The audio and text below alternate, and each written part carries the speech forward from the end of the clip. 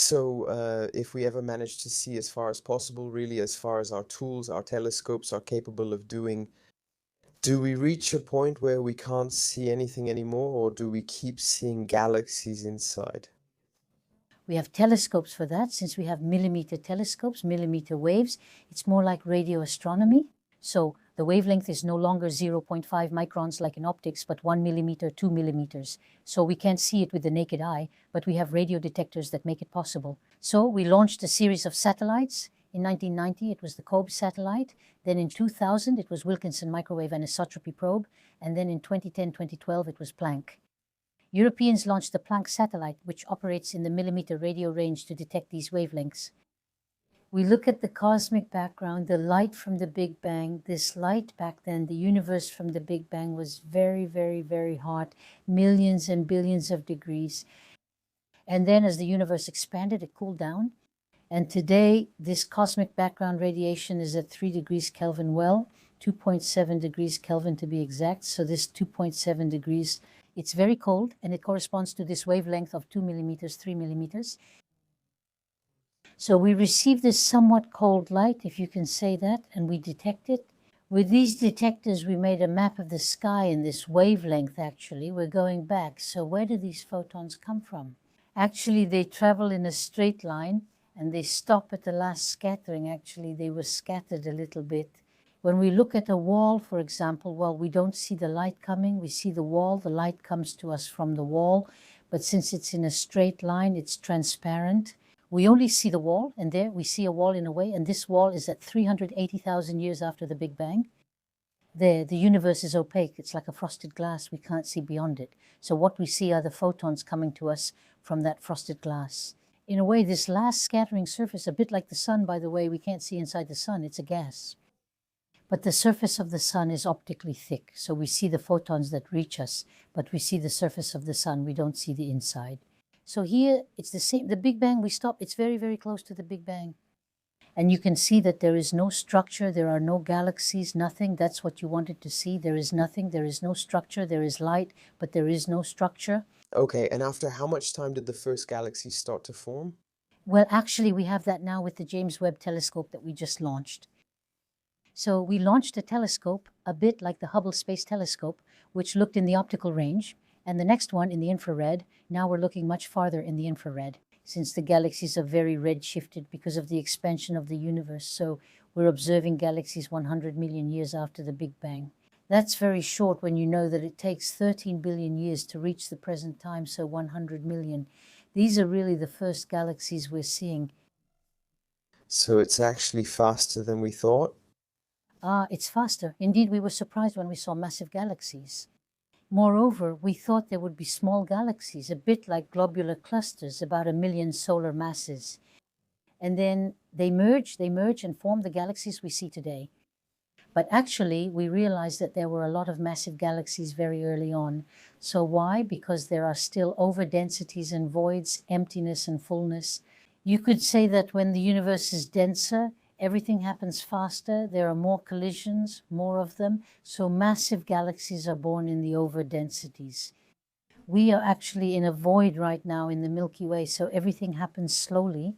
And then in galaxy clusters, everything is now saturated, it's over. For example, the Coma and Virgo clusters.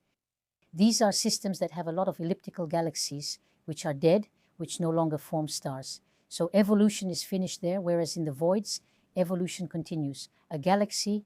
So now I'm going to make a little parenthesis, a bit more about the physics then. What allows the clumping and formation of galaxies is also gravity, which is going to structure all of this a bit. What is gravity? Because actually we're taught a lot of things and sometimes it's not necessarily very clear in everyone's mind. Sometimes we're told that it's a force that actually attracts objects to each other. And sometimes we're also told that it's a deformation of space-time. Sometimes we even hear about a particle, the graviton. Can we make a little sense of all this? What exactly is gravity? Yes, so gravity, our intuition about it is that we are on Earth, we are attracted by the Earth since we walk on the ground, but we don't want to. So the first person who noticed this force was Newton, who understood it. In fact, not only does the force of gravity pull us toward the Earth, but also the moon. For example, all celestial bodies are governed by this force of gravity. So why doesn't the moon fall? Because it's orbiting, but if it weren't orbiting, would it fall to Earth? Yes, we realize that by saying the apple, the famous apple, well, that's a legend, the apple fell. And he made the analogy between the apple and the moon, which should fall to Earth, but because of its rotation, the centrifugal force prevents it from falling. And all the celestial bodies in the solar system, that's it actually, they are attracted by the sun and they orbit around the sun.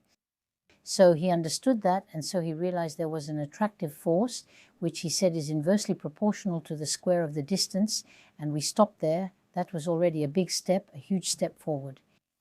And then Einstein later in 1905 discovered that there was general relativity, which showed that gravity is not a force like the others.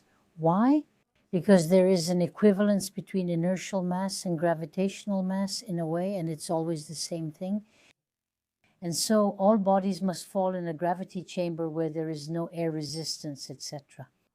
So in a vacuum, all bodies must fall at the same speed, whether they are a feather or a kilogram. So inertial mass is equal to gravitational mass. Okay, that's something special. For example, the electromagnetic force is different. We have charges Q and the inertial mass is Q, so there is the ratio between mass and charge. And they don't fall in the same way. In fact, there we had this equivalence that made him understand with symmetry laws, so through thought experiments. That's what gives him a genius aspect, actually, since he understood that through Lorentz invariance laws, etc.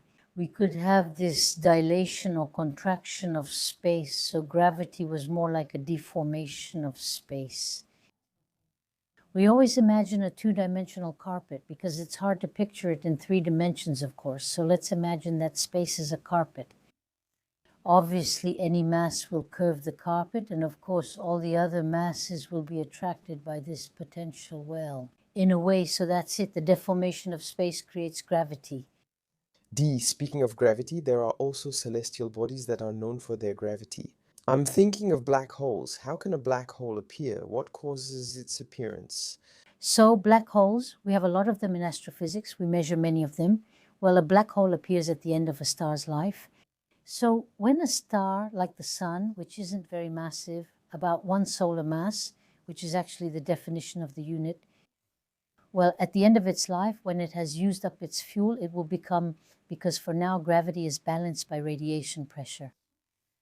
And so when the hydrogen has finished being transformed into helium, that's nuclear fusion energy. Well, it will contract. There won't be enough fuel left to create that pressure, so it will contract and it will eject its outer layer. And then the core will become a white dwarf. So a white dwarf, it's very dense, and gravity is balanced by the Pauli force. So that's a quantum mechanical force that says electrons are fermions. They can't be in the same state. So there's a Pauli pressure due to the fact that we can't concentrate them. So it's a resistance to compression that makes us resist gravity in a way. So the force of gravity balances the Pauli force. And then the white dwarf, it's in equilibrium. So there's about a ton per cubic centimeter of this material. It's still very concentrated, but it will be in equilibrium.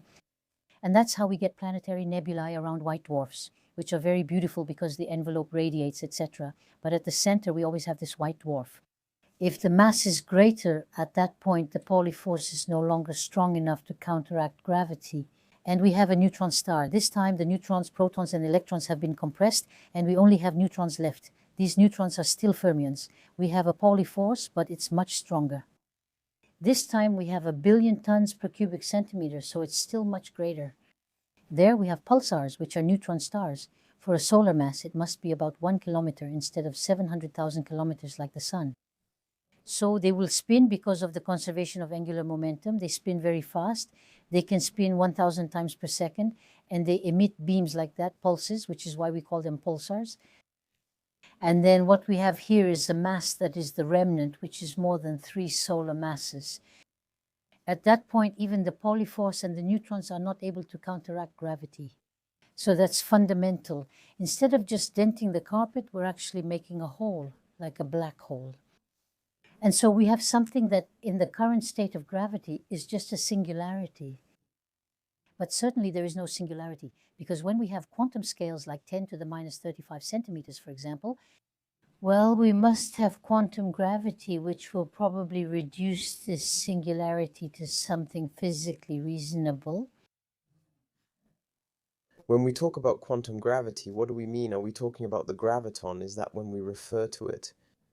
We don't really know exactly what we're talking about with quantum gravity. It's a general theory that could unite gravity and quantum mechanics. All right, for now, when we get to small scales where quantum mechanics reigns in a way and controls physics, well, gravity isn't compatible. So we have a theory of gravity for large scales, like black holes, for example. And then for small scales, we have quantum mechanics. And when we put the two together, it doesn't work, it doesn't function. So we've been searching for a more comprehensive theory for a century, and we call it quantum gravity. It's a theory that would take both into account, that would be compatible with both. And there have been many attempts. There was string theory for that, but it doesn't work well, I have to say. It's a very beautiful mathematical structure, but physically it doesn't work. And then we also have loop quantum gravity, which has been well developed. There are others as well. It's not finished yet. It's still a work in progress. Okay, does loop quantum gravity have a connection with string theory, or are they really two completely different things? Two completely different things. Okay, can we talk a little bit about that? I don't know if it's... It's hard to explain. In a setting like this, we would need a few equations on the board. Yes, yes, yes, yes. I can imagine It's going to be quite complex then. for... We're not even sure it's true. And above all, There could be a third theory. For now, these are just leads anyway. how can we validate some of these leads? Because you told me earlier that some theories about quantum gravity don't work. But how can we create a testing protocol? Yes, actually, we would like to have, for example, predictions, okay, to draw conclusions. We have never predicted anything, so we just try to represent. Instead of having a point particle, which would also be a singularity, a tiny point, the electron would be a string, okay? So already that's one dimension. So it was appealing because we could say there were no more singularities or points. There is an infinite density. Ultimately, all the mass is in a single point. So we would have masses as strings, and then there would also be loops, strings that would form loops and so on.